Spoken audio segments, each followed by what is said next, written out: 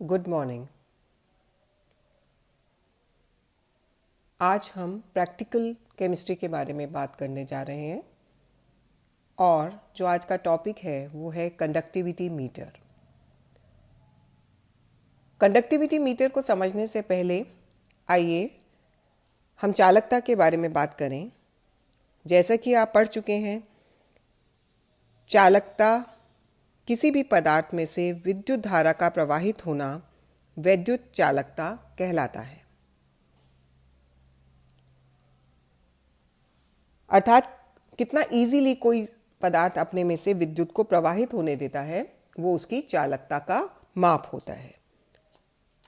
आपको यह भी ध्यान होगा कि विशिष्ट चालकता यानी किसी भी विलयन के 1 cc विलयन की चालकता को हम विशिष्ट चालकता के नाम से जानते हैं। अब चालकता नापने के लिए जिस यंत्र का उपयोग किया जाता है, जिस इंस्ट्रूमेंट का उपयोग किया जाता है, उसे हम कंडक्टिविटी मीटर कहते हैं। So what is conductivity meter? Conductivity meter type 304 which we use in the lab is designed to measure the specific conductivity of solution using a conductivity cell. It enables to measure the conductivity without manual balancing and the specific conductivity is read directly on a DPM. जैसा कि आप जानते हैं, conductivity चालकता प्रतिरोध का reciprocal होता है। पहले हम चालकता नापने के लिए व्हीटस्टोन ब्रिज का इस्तेमाल किया करते थे। व्हीटस्टोन ब्रिज के द्वारा हम प्रतिरोध ज्ञात करके उसको रेसिप्रोकल से हम चालकता निकाला करते थे। लेकिन अब हमारे पास चालकता नापने के लिए डिजिटल कंडक्टिविटी मीटर्स हैं और जो हम लैब में यूज़ करते हैं वो कंडक्टिविटी मीटर टाइप 304 है। इस इंस्ट्रूमेंट से डायरेक्ट डीपीएम में जो डिस्प्ले पैनल है उसमें आप चालकता प्राप्त कर सकते हैं। इसमें कोई मैनुअल बैलेंसिंग की आवश्यकता नहीं होती और सारे कंट्रोल नॉब्स पैनल में स्थित होते हैं। जैसा कि मैंने आपको डायग्राम में स्पष्ट किया है,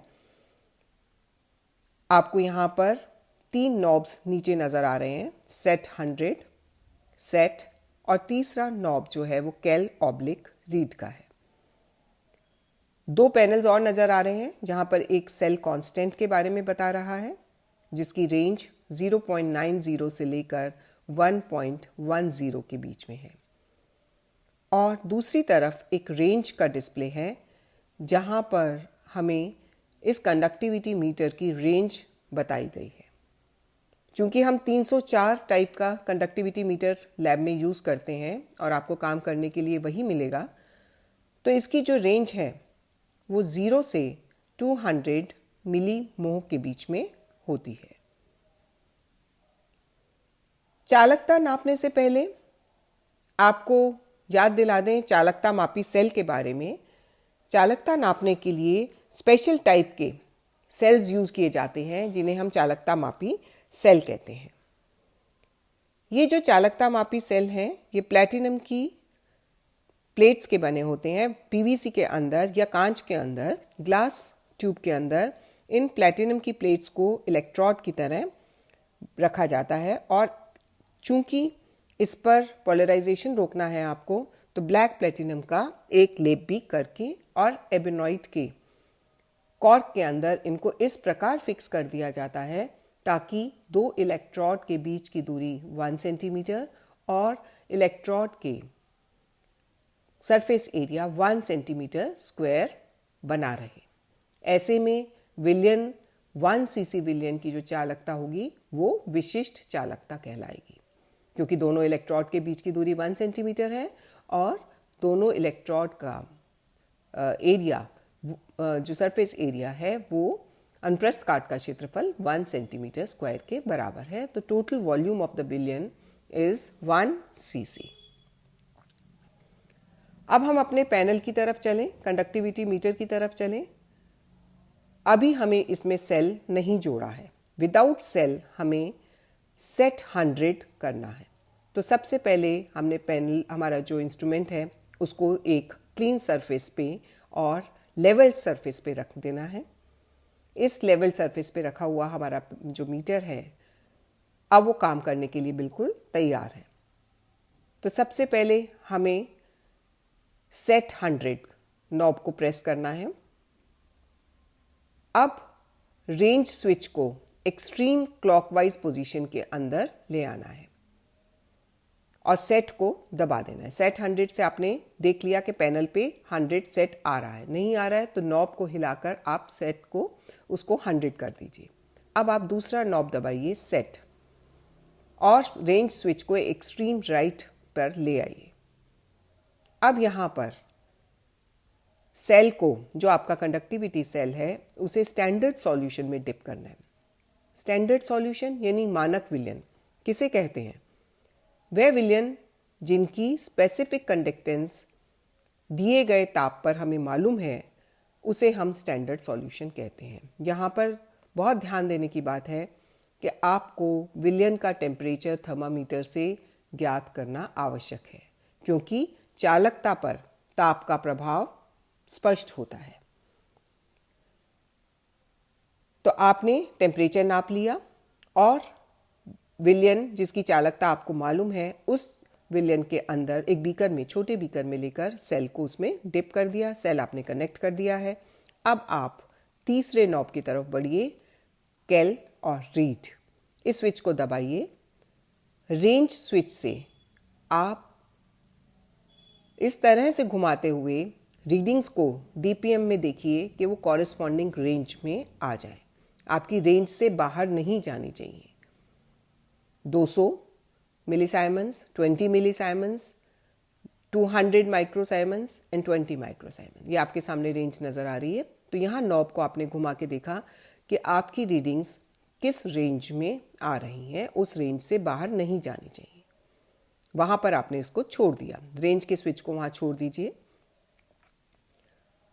अब आप सेल कांस्टेंट कंट्रोल की तरफ चलिए और उसे इस तरह से घुमाइए, क्योंकि आपने स्टैंडर्ड सॉल्यूशन लिया है, उसकी विशिष्ट चालकता आपको ज्ञात है, तो आप उसे सेल कांस्टेंट की नॉब को धीरे धीरे घुमाते हुए उस रेंज के कॉरस्पॉन्डिंग ले आइए जो आपको उस स्टैंडर्ड सॉल्यूशन की उस टेम्परेचर पर कंडक्टिविटी ज्ञात हो।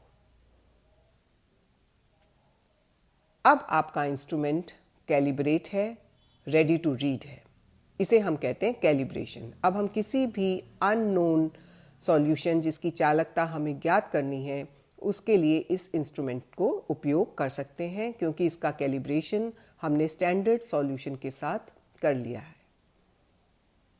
सेल को आप साफ़ कीजिए डिस्टिल वाटर से, और इस बात का आपको ध्यान रखना है कि हर बार सेल को यूज़ करने से पहले डिस्टिल वाटर से साफ़ करना है, ताकि उस पर कोई भी आयन उपस्थित होकर चालकता को प्रभावित ना करे। अगेन आपने जब उसको डिप कर दिया अननोन सॉल्यूशन के अंदर, एप्रोप्रिएट रेंज सेलेक्ट कीजिए और डायरेक्ट चालकता डीपीएम पर पढ़ लीजिए।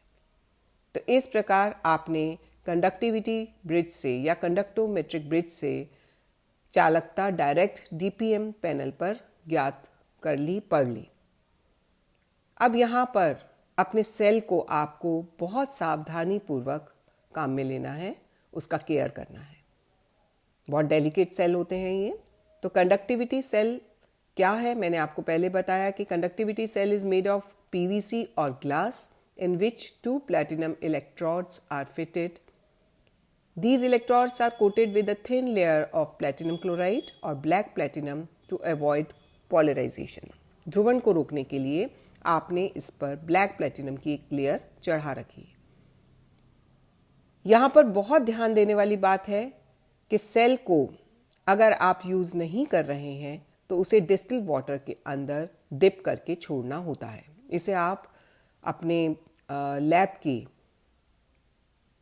किसी भी चीज़ पर ऐसे नहीं छोड़ देंगे, बल्कि उसे डिस्टिल वाटर में डिप करके छोड़ेंगे जब आप उसे यूज़ नहीं कर रहे हैं। यहाँ पर एक बात आई थी सेल कांस्टेंट की, सेल स्थिरांक। चूंकि ये सेल, मैंने आपको बताया कि ये स्पेसिफिक सेल्स हैं और इनसे हम स्पेसिफिक कंडक्टेंस नापते हैं, तो दोनों इलेक्ट्रोड के बीच की दूरी हमें स्थिर रखनी है 1 सेंटीमीटर और सरफेस एरिया 1 सेंटीमीटर स्क्वायर। तो इसकी रेंज सेल कांस्टेंट की 0.9 टू 1.1 के बीच में होती है। अब यहाँ पर एक बात ध्यान देने की है कि कैलिब्रेशन के लिए, जो हमने अभी कैलिब्रेशन किया, उस कैलिब्रेशन के लिए हम कौन सा विलयन काम में लें। So which solution is used to calibrate conductivity bridge. तो यहाँ मैं आपको बताना चाहूँगी कि KCl solution is used with conductivity meter which is established as an international calibration standard for conductivity measurements. अब ऐसा क्यों हुआ, क्यों हमने इनको इंटरनेशनल स्टैंडर्ड्स के अंदर कैलिब्रेशन के लिए एक स्टैंडर्ड सॉल्यूशन बना के रखा KCl सॉल्यूशन को? क्योंकि इट इज़ वेरी स्टेबल। अब ये स्टेबल क्यों है? क्योंकि ये स्ट्रॉन्ग एसिड और स्ट्रॉन्ग बेस का प्रोडक्ट है। पोटेशियम क्लोराइड स्ट्रॉन्ग एसिड और स्ट्रॉन्ग बेस का प्रोडक्ट है, स्ट्रॉन्गली बॉन्डेड है क्योंकि इसमें पोटेशियम का इलेक्ट्रोपॉजिटिव नेचर है, हाईली इलेक्ट्रोपॉजिटिव नेचर, और ये किससे बंधा हुआ है? हाईली इलेक्ट्रोनेगेटिव क्लोराइड के साथ बंधा हुआ है। इस वजह से इसमें स्ट्रॉन्ग बॉन्ड्स हैं, इसलिए इसे हम कैलिब्रेशन स्टैंडर्ड सॉल्यूशन के रूप में इस्तेमाल करते हैं। इसे बनाने के लिए 0.01 N KCl अगर आपको बनाना है, यानी N/100 KCl आपको बनाना है, तो 745.6 मिलीग्राम KCl को लेकर वॉल्यूमेट्रिक फ्लास्क में लेकर और उसे 1000 ml तक मेकअप कीजिए। Total volume should be 1000 ml। यहाँ फिर अगेन आपको ध्यान देने वाली बात है कि यहाँ पर हम डी आयोनाइज्ड वाटर का उपयोग करते हैं या चालकता मापी जल का उपयोग इसमें किया जाता है विलयन को बनाने के लिए। क्योंकि अगर आपने नॉर्मल वाटर लिया तो ऐसे में उस जल में उपस्थित आयन उसकी चालकता को प्रभावित करेंगे। तो इसलिए विद्युत अपघट्य विलयनों की बिल्कुल करेक्ट चालकता निर्धारण के लिए इन सॉल्यूशंस को एक विशेष प्रकार से शुद्ध किए गए जल, जिसे हम कंडक्टिविटी वाटर कहते हैं, उसमें ही तैयार किया जाता है। क्योंकि जो अशुद्ध जल है उसकी अशुद्धियों के आयनों की चालकता में पार्टिसिपेशन हो जाता है, जिसके कारण साधारण जो जल की में भी पर्याप्त चालकता प्राप्त होने लग जाती है। तो ऐसे में हम डिस्टिल वाटर के अंदर KMnO4 की मात्रा डालकर उसे डबल आसवन विधि के द्वारा आसवित जल को ही हम चालकता मापी जल कहते हैं। तो इस प्रकार आपने देखा कि लैब में चालकता मापी यंत्र या कंडक्टिविटी मीटर के द्वारा हम किसी भी विलयन की चालकता कैसे ज्ञात कर सकते हैं। इंस्ट्रूमेंट के बारे में आपने सारी जानकारी देखी, सेल किस प्रकार कार्य करते हैं, उनका रखरखाव किस प्रकार होता है और सॉल्यूशन किस प्रकार बनाया जाता है, स्टैंडर्ड सॉल्यूशन किस प्रकार बनाया जाता है, वो आपने जाना। अब इसके आगे हम यह जानेंगे कि इसका अनुप्रयोग चालकता मापी यंत्र की जो प्रैक्टिकल यूजेस हैं वो किस प्रकार हैं और हम किस प्रकार इससे चालकता नापेंगे। ये हम आगे के एक्सपेरिमेंट्स में इसको समझेंगे। Thank you.